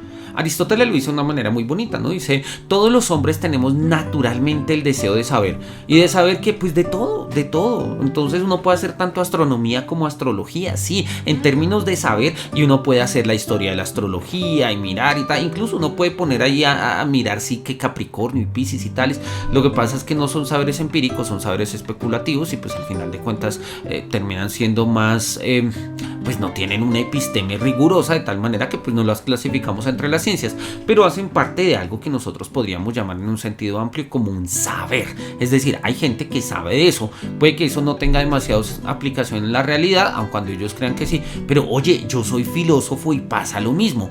Yo me sé una cantidad de teoremas y de premisas filosóficas, a veces pienso que eso tiene que ver con la realidad y pues no siempre pasa, no siempre pasa así. Pero bueno, manteniendo eso, el profesor Holtorf se da cuenta de que hay en el ámbito de la arqueología hay justamente, digamos, como esta situación, el hecho de que nosotros tengamos como representación de la... pues de los arqueólogos, a los arqueólogos que hemos mencionado que son arqueólogos de ficción, o sea, Lara Croft, Tomb Raider, Lara Croft es Tomb Raider, ¿no? Lara Croft, Indiana Jones y Nathan Drake, pues eso se debe un poco justamente al ejercicio mismo de cómo ha funcionado la arqueología en el desarrollo del mundo, ¿no? O sea, en el desarrollo de la difusión de esta ciencia en el mundo. Y él dice, mira, por ahora la fuente de información más amplia acerca de la arqueología a lo largo del tiempo ha sido la televisión. Y es cierto, muchas de las cosas que yo sé y que mis amigos saben y que mi familia sabe, donde no hay arqueólogos profesionales, es por programas de televisión que yo vi una vez en National Geographic, que yo una vez vi en History Channel, que yo una vez vi en tal canal. Sí, y pues uno asume que de todas maneras pues esos son, pues es la única fuente de información que hemos tenido, así que pues es la única fuente de divulgación de este conocimiento al cual hemos accedido, así que pues nosotros sabemos y opinamos lo que hemos visto que pues se sabe y se opina en estos programas. La premisa de Holtorf hace referencia nuevamente a las mismas ideas que hemos visto al final del capítulo de Pokémon Go, de cómo la arqueología, y yo digo no solamente acá la arqueología, sino todas las ciencias sociales y humanas en general, todas las ciencias físicas y naturales también, convendrían que, o sea, conviene que las ciencias desarrollen una relación diferente con el gran público, ¿sí? No tanto para buscar legitimidad, repito, un saber se justifica por el hecho de ser un saber. Más bien justamente para garantizar, uno, su permanencia, y dos, para que sus descubrimientos terminen permeando de alguna manera. A mí me llama la atención, por ejemplo, vuelvo a propósito de acá tenemos a nuestra compañera de arqueología urbana de Chile. Hace poco estaba viendo uno de sus lives en Instagram. Les recomiendo que la sigan en Instagram como Arqueología Urbana. Y está mirando y yo estaba aprendiendo cosas. Y yo digo, oye, son buenas referencias para aprender, para hacer un ejercicio de divulgación. Y en la medida en que yo aprendo más, pues puedo pensar mejor. Y no como filósofo, pero pensar mejor me lleva también a actuar mejor, a actuar más informado y demás. Entonces yo creo que son puntos muy muy valiosos y pues vale la pena justamente de desarrollarlos, ¿no? Bueno, él va a poner acá como, pues digamos como en esta idea, ¿sí? De hecho, es la pregunta que acá está diciendo. ¿Es necesario comunicar el lado académico de las cosas? ¿Sí? Es necesario que los filósofos hablemos como filósofos con no filósofos. Es necesario que los arqueólogos hablen como arqueólogos con no arqueólogos. Sí, ¿qué es ¿Cómo resolvemos eso? Es una pregunta válida, él no la va a responder y pues nosotros tampoco, pero creo que es una pregunta que aguanta ser reflexionada, ¿sí? Vamos a seguir un poquito acá adelante donde tenemos esto, bueno, el cliché arqueológico. Vamos a saltarme rápidamente esto para pasar acá. Dice que los estudiantes graduados de la Universidad de Leiden, el instituto del departamento de arqueología, ¿sí? Que han hecho el Value Project, que está dedicado a la arqueología de los juegos y que han conservado una serie de juegos. Tienen un portal que era el que les comentaba la vez pasada que estaba caído. La semana pasada estaba caído, no sé si ya está otra vez activo, no tuve la precaución de revisarlo, pero bueno, ahí estaba, ¿sí? Y ellos dicen que han conducido una especie de encuesta desde el departamento, ¿sí? 169 personas en total, buscando de una u otra forma el uso de arqueología en juegos, ¿sí? O tratando de identificarlo. Y pues sus descubrimientos incluyeron el hecho de que la mayoría de los jugadores asocian la historia con juegos ubicados en el pasado, ¿sí? Y la arqueología con la profesión y con los métodos. La historia es algo que uno visita, mientras que la arqueología es algo que uno hace. Ojo, esto es lo que respondieron la gente en la encuesta. Y él le llamó la atención y dice, bueno, en ese sentido nosotros podríamos pensar que la arqueología es percibida en los videojuegos a partir de estos tres grandes modelos. Uno, desde una perspectiva educativa, ¿sí? Como colección y diseminación de data, o sea, de información por las élites, o sea, por quienes son arqueólogos y están metidos allá en los campos y en los libros y en las bibliotecas, etcétera. Relaciones públicas, ¿sí? Para mejorar la imagen de la ciencia en orden de incrementar la financiación política y económica de la misma, y tiene una dimensión democrática que pues hace básicamente un ejercicio de democratización del saber, ¿no? Que los que no somos arqueólogos podamos acceder de manera más fácil a el conocimiento de quienes sí son arqueólogos, ¿sí?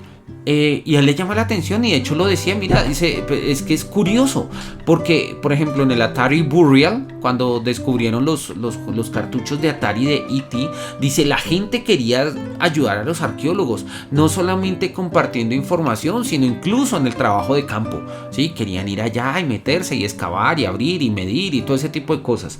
Y ya... ¿Y por qué?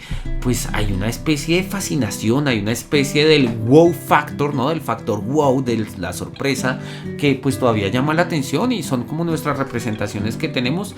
Y oye, eso podría ser útil, es lo que está diciendo. La arqueología en los videojuegos puede capitalizar este tipo de emoción, es lo que nos está diciendo, ¿sí? Donde el acto de cavar, el acto de caminar, de investigar, el trabajo en los laboratorios y demás, todo puede ser hecho, sí, por el jugador en orden de avanzar en la historia, y pueden crear una especie de compromisos, si se quieren, emocionales e intelectuales con la trama del juego, pero no solamente con la trama del juego, sino con las aptitudes y actitudes propias de lo que sería la arqueología. Voy a poner el ejemplo de los Walking Simulators, que a mí me emociona porque a mí me gustan los Walking Simulators. Yo sé que no es el género más que más gusta en el mundo, pero no sé, creo que a mí son juegos que por lo general me hacen pensar mucho.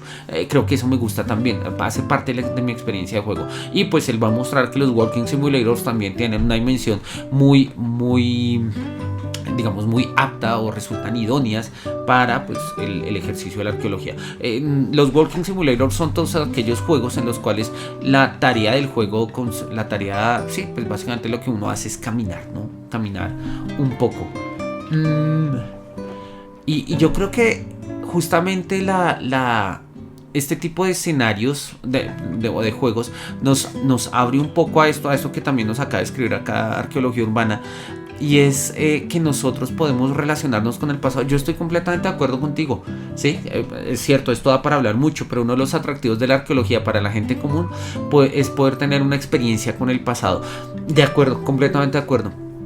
Yo creo que nosotros, no sé, por la vida en las ciudades, la vida que llevamos, las rutinas de trabajo, no sé, por lo como ha sido concebido y pensado y llevado a cabo el mundo contemporáneo, etcétera, nuestra relación con el pasado se vuelve un poco extraña al final de cuentas, y creo que la fascinación por la arqueología tiene que ver justamente con eso, con que hay ventanas de descubrir pasados que ya están ahí, simplemente no los hemos descubierto, o que incluso ya están descubiertos, documentados y tales, pero simple y llanamente los hemos olvidado, y pues se necesitan los arqueólogos que nos digan, oiga, esto está ahí, y pues eso llama la atención, porque pasados diferentes podrían implicar presentes diferentes, no tanto en las condiciones físicas, pero sí en condiciones emocionales, en condiciones intelectuales.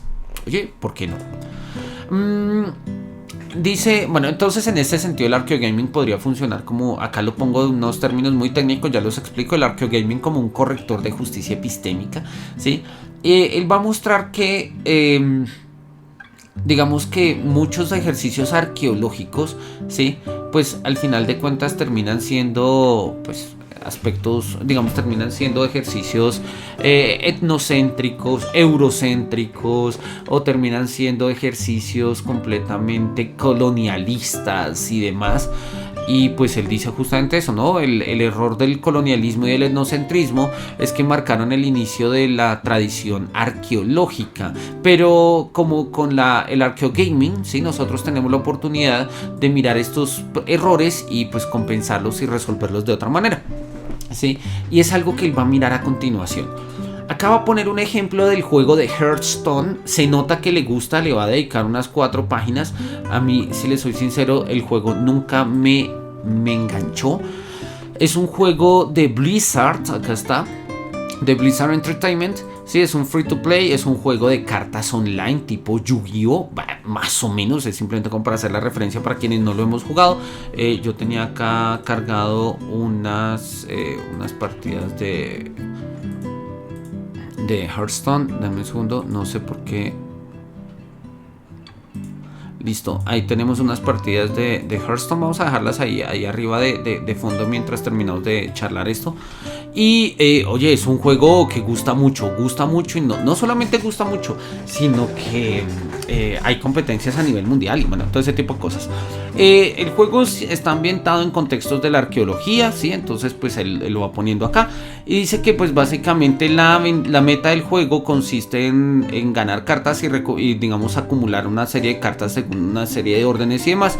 Y dice, como los arqueólogos somos colectores o recolectores, pues eso va muy bien conmigo. Él va haciendo acá unas referencias a algunos temas del juego, ¿sí?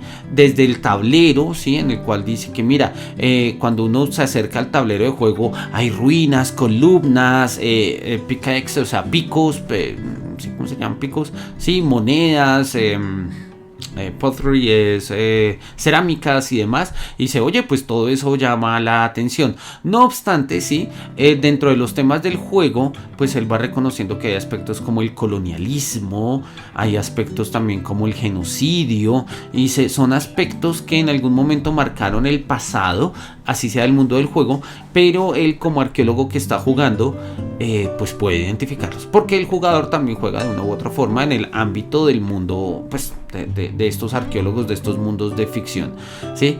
Entonces dice que la tercera parte del juego, ¿sí? Amplifica justamente el tema del colonialismo y el tema del racismo. De tal manera que él dice, oye, la arqueología puede y tiene que ser usada para adelantar metas políticas, ¿sí? Y aquí es donde nosotros volvemos a darnos cuenta de que el mundo real se nos vuelve a aparecer, digámoslo así, como que permea todos estos mundos sintéticos, como lo llama él, o mundos ficcionales, como lo llamamos nosotros, ¿sí? En el juego, en la batalla contra Rafam, ¿sí? Dice, Rafam es como el contraarqueólogo de uno, es un arqueólogo, pero pues es como el malo, ¿sí?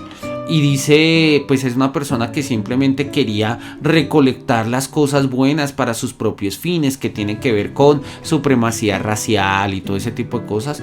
Y él dice, oye, esto me acuerda mucho al comportamiento de los nazis en Cazadores del Arca Perdida.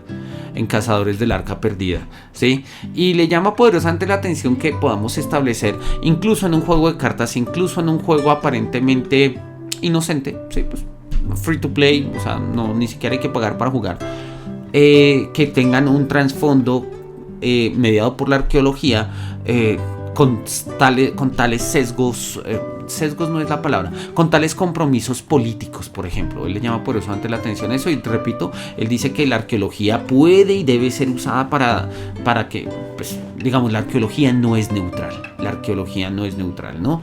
Yo creo que eso es un tema valioso. Bien, no sé, acá se me quedó parado la transmisión. Bien, vamos a dejar acá nuestra pantalla del juego un segundito y vamos a mirar este último aspecto del cual nos habla hoy, que es el looting. El looting, dice, oye, bueno, acá cuenta un poco la historia, ¿sí? Dice que la palabra looting arranca en los juegos de rol, cuando Dungeons and Dragons, ¿sí? Tiene que ver justamente con el juego anterior, pero ya vamos a mirar el contexto. Dice, allá existía la palabra mata a un enemigo, loot the corpse, o sea, como o requisa el cuerpo o saca provecho de lo que hay en el cuerpo, básicamente hacer loot, ¿sí? El nombre loot, ¿sí?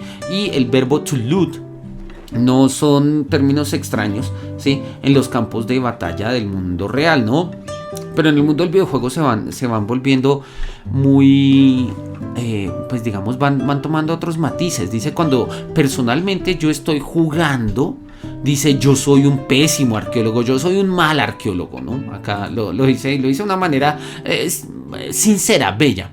Dice, cuando juego con Indiana Jones, yo soy un Indiana Jones malo, ¿sí? Particularmente cuando juego en Indiana Jones Lego. Yo no tomo notas, no tomo medidas, no hago fotografías, no hago documentos, no hago nada. Básicamente, ¿sí? Yo estoy en la arqueología simplemente para hacer looting, o sea, para recolectar, pero recolectar en términos de provecho propio, en términos de own profit, ¿no? O sea, de provecho propio, de tener estas mercancías y las voy a vender y ya está, ¿sí? Yo cavo y simplemente saco y luego voy y cambio y vendo, ¿no? Dice, y eso es lo que pasa muchas veces en los videojuegos, ¿no? Yo sé que yo lo he hecho y también soy culpable en otro tipo de juegos, lo dice, ¿sí? Y pone el ejemplo de Skyrim, pone el ejemplo de World of Warcraft y va a decir, mira, no importa, ¿sí? Todos aquellos artefactos que yo no pueda usar o que no quiera usar, simplemente los vendo, ¿sí? Pues porque me van a dar dinero y como tengo dinero, pues puedo subir mis características o compro otro tipo de armas o de indumentaria o lo que sea, ¿no? Él lo dice, la excavación es por pura avaricia, greed, ¿no? No hay excavación para iluminar el pasado, para comprender, no, es avaricia, o sea, excavo, hago todo el ejercicio arqueológico en estos juegos que pueda darse justamente por avaricia. Y él dice, pero lleva esto a una reflexión después muy posterior, y es que no hay museos en los videojuegos, no hay museos donde uno diga, oye, encontré esta espada, no la voy a usar, pero qué bonita esta espada, quisiera tenerla para, pues no sé, porque tiene una historia bonita, la descripción, el lugar donde la encontré, algo. Y pues como no lo hay, pues voy y se la vendo al mercader de turno, la espada está disponible en un momento y ya luego deja de estar disponible y desaparece, ¿no? Entonces, como no hay museos en los videojuegos para conservar estos ítems, pues simple y llanamente tienen un valor de cambio. ¿Cuántas monedas me van a dar? ¿Cuántos puntos de gracia, de poder, de destreza, de fuerza, etcétera me van a dar por este objeto? Y pues simple y llanamente voy y lo cambio y ya está. Y la idea es buena. Y él dice, mira, no obstante, ¿sí? Podemos decir, oye, se trata de un juego, no tiene nada que ver con dimensiones del mundo real, o sea, no te preocupes. Y él dice, bueno, pero si seguimos las preguntas que se hace Megan Dennis, ¿sí? En la Universidad del Centro de York, es bueno, ¿y qué tal, ¿sí? What if, qué tal si hubiera ética en la arqueología de los juegos que estamos jugando?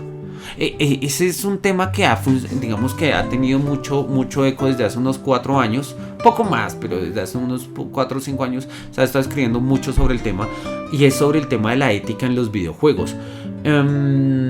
Es decir, si el hecho de obrar mal en un videojuego implica, tiene ello un compromiso ético al tratarse de un mundo de ficción o no. Sobre eso hay muchas cosas escritas, es un tema, todavía está en pañales, todavía está apenas naciente, y me llama poderosamente la atención que haya salido únicamente el plano ético a volverse al plano de la ética profesional, ¿sí? Hablemos de la ética en arqueología en términos del mundo de juego. mm, él va a poner acá una serie de mecánicas que pueden incluirse en los videojuegos como consecuencia del looting, ¿no? Y dice, bueno, ¿y qué tal si un jugador incita a que estas criaturas tengan una reputación positiva? ¿Sí? ¿O qué tal si después de que uno hiciera looting, ¿sí?, los jugadores perdieran reputación con las distintas facciones? ¿O qué tal si los jugadores no pudieran entrar luego a los pueblos de una manera segura, justamente por haber estado haciendo looting, o sea, por haber estado haciendo excavación, por avaricia, simplemente explotación de materiales y de dispositivos con fines única y llanamente pues eso, de mercado? Y él dice, bueno, pues justamente podrían ser estrategias. Ahora, yo acá puse una anotación que quiero leer rápidamente. Dice que en este planteamiento subyace la repetibilidad de la apariencia del artefacto en cada versión del juego. Claro, si un artefacto en un juego fuera único, como lo es, por ejemplo, no sé, una cerámica, o lo es unas ruinas, una piedra, una columna, etcétera, ¿sí? En nuestros hallazgos arqueológicos, si un objeto fuera único, quizás se buscarían formas de mantenerlo. El problema es que cada vez que se inicia el juego, pues ese objeto está en el juego. Ese objeto está en el juego. Entonces no importa si yo lo vendo, porque puedo arrancar otra partida y así me haya costado mucho conseguirlo, pues volveré sobre él y eventualmente lo conseguiré. Entonces llama un poco la atención. Él hace preguntas contrafácticas para mirar qué pasa. Dice, bueno, imaginemos qué pasaría si un título de Call of Duty nos pone a nosotros a pelear contra luchadores talibanes. Este texto es del 18, recordemos, donde hay un museo de la herencia mundial de la UNESCO, ¿sí?, que está en la mitad. ¿Los jugadores lo protegerían? ¿Sí? ¿O harían de este un daño colateral? Claro, si a mí me dicen es un museo, pues no pasa nada. Pero si el museo se destruye en la medida en que yo voy jugando y yo veo cómo se destruye, de pronto yo sí juego a cuidarlo.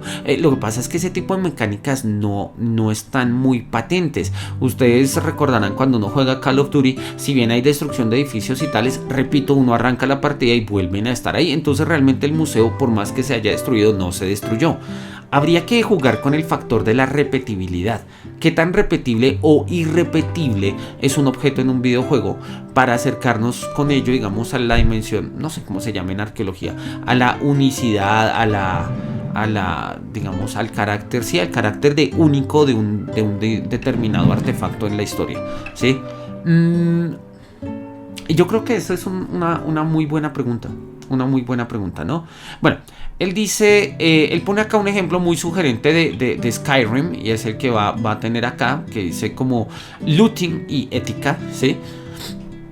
Y él dice, oye, voy a tratar de jugar éticamente como arqueólogo en uno de estos juegos, ¿no? Y entonces se encuentra que en el juego de Elder Scrolls Online existe efectivamente un museo. Ahí hay un museo, ¿sí? El museo de Endward, museo de maravillas de la antigüedad. Y entonces hay como un arco narrativo del juego que consiste, si mi memoria no me falla, en 4 o 5 misiones, ¿sí?, en los cuales pues hay que ir a recoger una serie de artefactos que o sea, que deben ser conservados en el museo, porque básicamente pues una guerra los puede destruir. Y dice, mira, Enderware, el director del museo, tiene un problema: el culto Worm. Piensen en el culto como si fuera ISIS, ISIL o Daesh, ¿sí?, pero con el poder de levantarse y de slave the dead, como de, bueno, esclavizar a los muertos, ¿sí? Mucho de lo que pasa en el mundo real, con lo que pasó con Palmira en el 2015, ¿sí?, es lo que tiene su reflejo con el culto Worm, o pues, el culto gusano, no tengo ni idea si se traduzca así, ¿sí?, que ha llevado a cabo la campaña en el mundo de los videojuegos. Bueno, nosotros recordamos lo de Palmira. Los talibanes destruyeron Palmira simple y llanamente porque tenían el poder para hacerlo, estaba en su zona, y pues lo consideraban como una especie de afrenta, y también lo hicieron para provocar, claramente. Bueno, pero el punto es eso. También en los videojuegos nosotros vamos viendo no un espejo en el mundo real, porque no se ve lo mismo, ¿sí?, sino más bien nosotros tenemos como una proyección hasta cierto punto metafórica de ciertos aspectos del mundo real. En este juego el museo sirve como un relicario que preserva todas aquellas cosas que vale la pena ser conservadas, ¿sí? El Museo de Maravillas y Antigüedades fue el primer museo oficial y se encontró en Elder Scrolls Online, ¿sí? Y digamos que, perdón, and this come after leveling my character of 50. Ok, y que pues él básicamente llegó ahí después de subir su carácter, su personaje en distintos niveles, ¿sí? Y que es un museo en el cual se pueden compartir cosas. Hace una descripción del museo, dice, oye, mira, el museo no tiene ventanas, pero al mismo tiempo tampoco tiene una serie de aspectos, digamos, explicativos. No hay códigos QRs, no hay señales para ser vistas, ¿sí? Hay una espada histórica en una fuente histórica. ¿A quién perteneció la espada? ¿De qué se trataba? ¿Cuál era la función de esta fuente antes de que se tuviera un lugar en el museo? No hay textos didácticos. Entonces él dice, mira, ya hay juegos que empiezan a incluir la idea del museo que evitarían el looting, digamos. No porque el looting sea malo, el looting es simple y llanamente una mecánica de juego. Lo que pasa es que nos condiciona de mala manera digamos, con la idea de los artefactos del pasado, que es una relación que ya ha existido desde hace mucho, ¿no? A ver, desde los asaltatumbas que salían y se robaban los tesoros, iban y los vendían. Es decir, eso ha existido desde que el mundo es mundo, digámoslo así. Pero justamente la idea es si en los videojuegos pudiésemos nosotros crear y desarrollar una serie de dimensiones de conciencia, si se quiere, podríamos evitar esto. Un buen ejemplo es Elder Scrolls Online. Hay un museo, claro, es un juego en línea, entonces permite que las cosas que uno deje queden conservadas ahí. Pasa lo mismo en No Man's Sky, donde si uno descubría un planeta con ciertas características, eso quedaba ya patente para el próximo que visitara el planeta, y decía, fue descubierto por Pepito Pérez y en este planeta hay esto, esto y esto. Entonces se iba generando una especie de documentación acerca de lo que había, y eso llama poderosamente la atención. Pero es una práctica todavía muy esporádica, ¿no? Muy esporádica. Bien, vamos a terminar acá. Nos quedan acá ya 2 páginas. Sí, acá ya está la conclusión. Él termina acá a hablar del juego de Elder Scrolls Online. Es un juego llamativo. No es de mis favoritos, pero es bueno, es muy bueno. Sí, uno la pasa muy bueno jugando en él. Lo recomiendo si no han tenido la posibilidad de jugarlo. Y él dice, bueno, pues básicamente nosotros cuando hemos completado todas las tareas, ¿sí?, se nos da un award, una recompensa en dinero, ¿sí?, como premio. Y pues, oye, él se ofreció, dice, yo me ofrecí a hacer esta tarea del museo, perdón, de la espada y demás, ¿sí? Y yo completé todas estas tareas, ¿sí? Pero no las completé únicamente por el dinero, sino justamente como por la construcción del mundo de juego que hay. Un mundo que tiene unas capas, unas dimensiones arqueológicas, ¿sí? Pero ¿podríamos utilizar nosotros eso en otros términos? Él dice, mira, muchos aventureros escogerán no completar estas tareas porque son tareas secundarias, requieren tiempo, requieren experiencia, requieren hacer una cantidad de cosas, y a menos que uno sea un fan de pronto no lo haga, o un arqueólogo, pero sí se podrían hacer, ¿no? Para muchos jugadores esto simplemente se trata de excavar e irse, ¿no? De pagar y portar, ¿no? Básicamente a la siguiente aventura. Y él hace una pregunta que me parece excelente y con eso termina el texto, este capítulo, y me parece genial. Dice, si nosotros consideramos los juegos tales como lo hace The Elder Scrolls, ¿sí?, Online, como lugares para educar a los jugadores acerca del looting, o sea, de este tipo de excavar por avaricia, de recolectar simplemente por el hecho de poder comercializarlo, y de mostrar cuáles son los conflictos que existen en la antigüedad con ello, el espacio es el correcto, pero los hábitos de los jugadores a menudo implican, sí, o digamos, los hábitos de los jugadores no muestran este tipo de sabiduría, esta moralidad in-game que se juega así, donde las cosas que pues nosotros podemos resolver presionando A o B, ¿sí? Llevar a los jugadores a una pausa y darles algo, ¿sí?, en los cuales que ellos de una u otra forma pudieran pensar, es como la clave justamente para que nosotros podamos cambiar un poco estos hábitos de juego. Me gusta la idea. Los videojuegos se erigen como espacios idóneos para pensar otra relación con los artefactos del pasado y por ende con el pasado, ¿sí?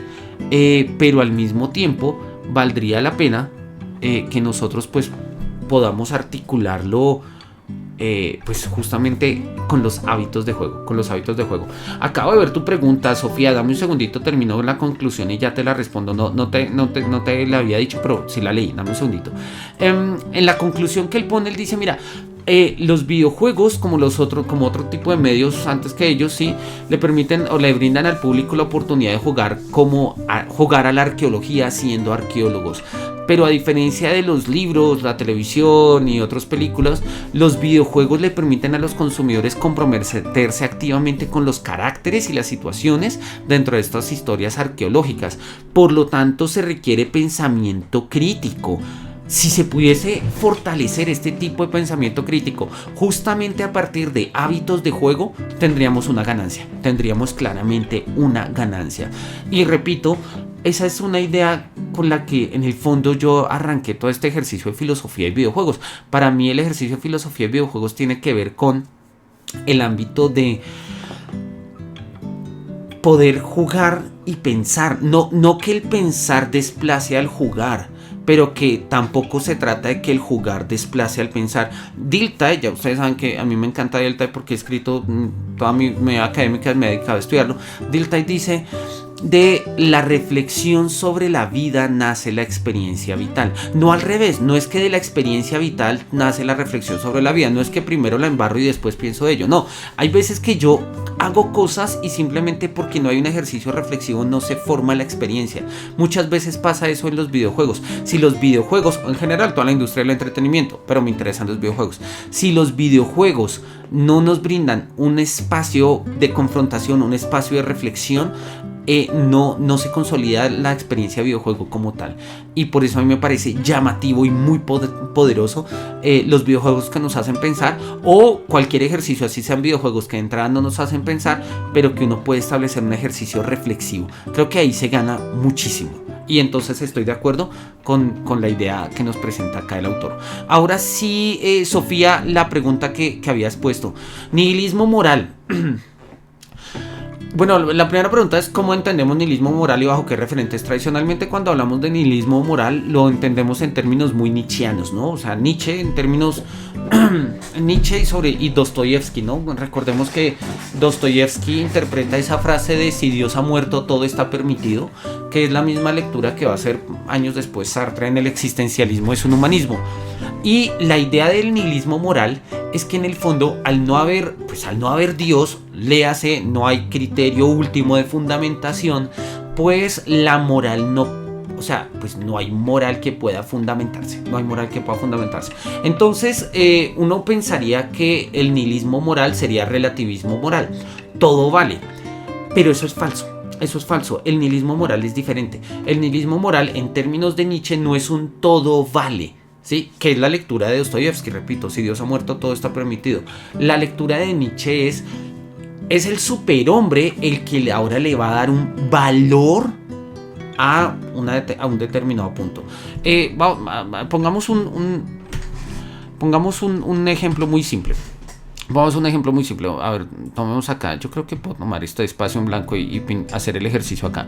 Si yo tengo un plano cartesiano y tengo este punto, ¿sí? Y voy a decir que este punto es el punto 1,1, pues porque es el punto 1,1. ¿Sí? Yo puedo decir que es el punto 1,1 en virtud de el punto 0. ¿Sí? Son puntos de referencia. 1,1 se define en términos de un punto de referencia. Y eso es así en tanto en cuanto existan puntos de referencia. Si desaparece el punto de referencia y simple y llanamente nos quedamos con un punto acá, ¿sí? No, con este no. Simple y llanamente nos quedamos con un punto. Entonces la pregunta que nosotros pues tenemos que hacernos ahí es ¿qué pasa con...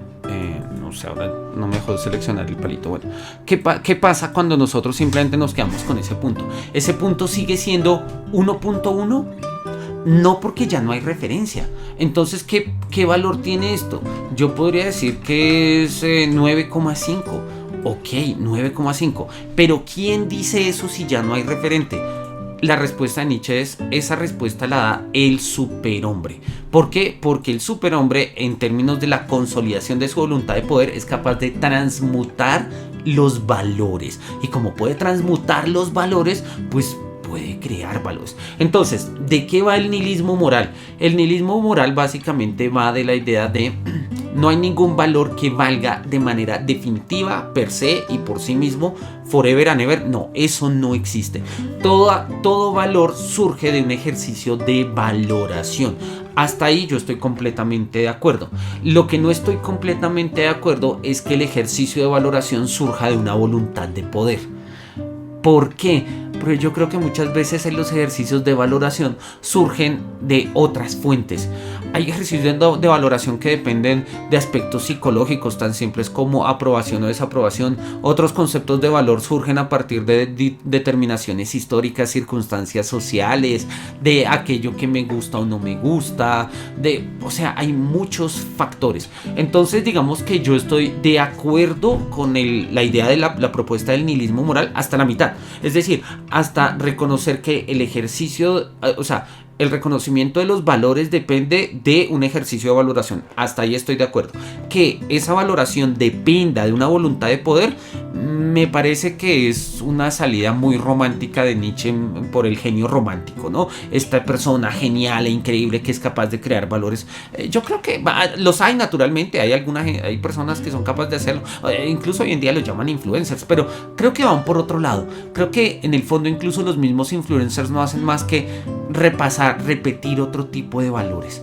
Cuando ya nosotros hablamos incluso de valores morales, pues lo vemos también ahora, ¿sí?